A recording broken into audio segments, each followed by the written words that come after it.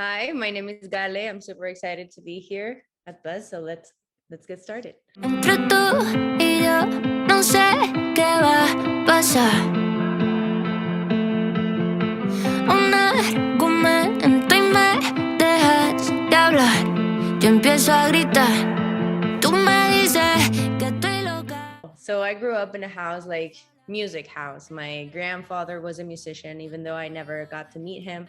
My dad also made me learn all the boleros and like classical music from my grandparents' times, right? So I was a performer at a really young age. Like I couldn't have time to like have fun with my cousins because I had to perform. That would have ended up being like either a trauma or like the best thing that ever happened to me. So it's been the best thing that ever happened to me. And I wrote my first song when I was 7. By the way, I can sing to you a little piece of it if you want. Like, I have to hear it. Yes. Okay. Here's a little bit. It's a salsa though. So it goes like this. Es tu amor sincero que me tiene tras de ti. Tú no sabes cuánto te quiero por no verme sonreír, pero siento algo por dentro que me dice a mí que sí y que puedo estar contigo siempre hasta nuestro fin. There has to be like a parenthesis in my live performance in my show where I'm like, listen, guys, we need to connect. Like in the real time, we need to connect here. So here's the song I wrote when I was 7 and just sing it.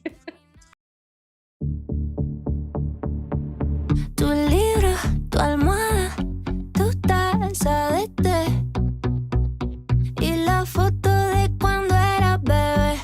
Tu ropa cara, tu guitarra y los recuerdos que quedaban los tiré por la ventana porque no los quiero ver.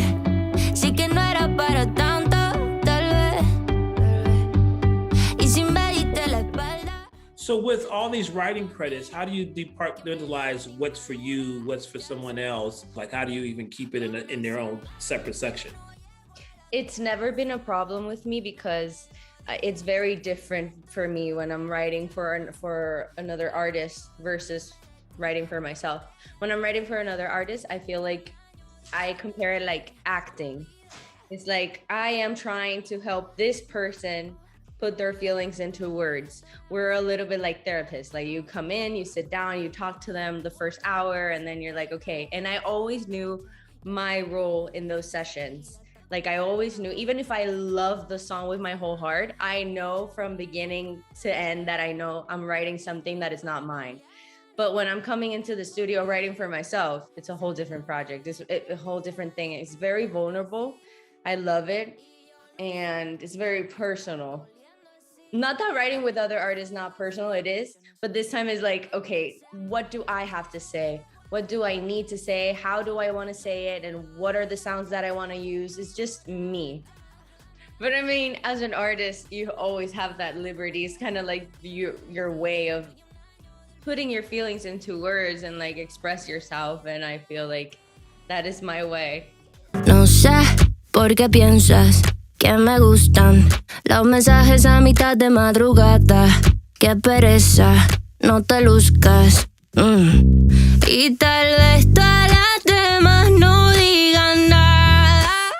Like my whole album and my whole project that I'm currently working right now, like it's born because of a breakup. Like I broke up with someone, so I made the decision. So it's kind of like a different breakup already. It's not like my heart is broken, no, but somehow it really hurts to hurt someone.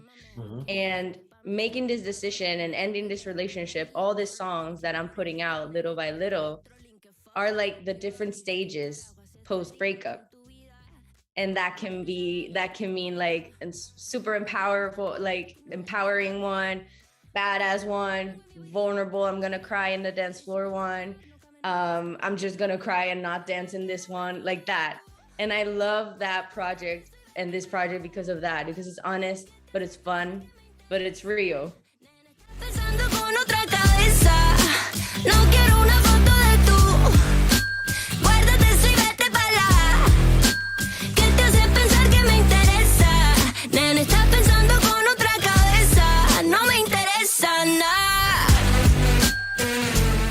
My upcoming single, which is called D Pic, like it is about unsolicited photos. It's about that. Like I love like talking about things that are raw and just the way that it is, even though if I'm not mentioning any names. Like, why do people do that? You know, like I love that I wrote this song because it was a feeling that I had, this feeling here in my throat. Like I came into the studio and I was like, we need to write a song about this because I've had it and I'm not the only one. Like my friends have also told me about all these things and I'm like, I'm tired of it. And the way it was born, it was so cool because the producer, Dallas, was with the guitar. He started playing some chords and I just started improvising. And I was improvising the song, like the verse, and then like Danny Bravo, my other co-writer, we wrote it together in 20 minutes. It was something that needed to be said. And I love this song because it's an important subject, but it's fun and it's still pop and there's grunge and there's like rock in it, which I love. It's still empowering and it is about consent. It's about like, please don't send it if we don't ask for it. That's all. We love men. I love men, women, everything. But it's like consentment. Like what makes you think that I want it if I didn't ask for it? That's all. I am always trying to like taking things in. And you know, this was one of those things that I was like, I need to write about this. I haven't heard a song about this. And I want to say it. Without, I was saying like, I want to say it without sounding like I hate men, because that's not the message. It's not that at all. And I want to say it without being explicit and vulgar. Like I was, you know, and this song, like it's not vulgar at all. It's like the less explicit of my songs. I am always like saying a couple of words here and there, but this one, I avoided saying the word by adding a production element, which is like a thing, which is like a text message that pops in. So that's what makes it like also catchy and different.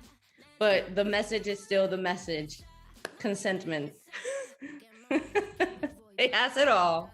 I am in TikTok, Instagram, Twitter, YouTube, everything. It's happening. And Spotify too. It's Gale in Spanish, baby, Gale.